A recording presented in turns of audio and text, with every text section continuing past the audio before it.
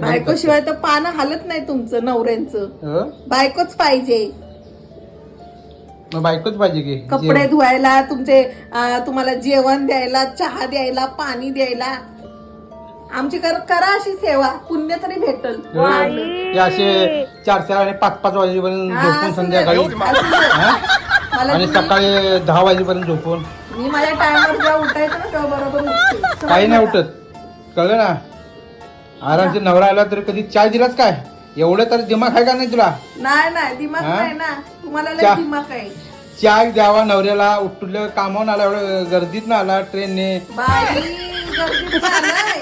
मग बस चर्ची नाला सोपारा गप लटकून तर नाही आलास ना दरवाजात. हा, लटकून नाही आला.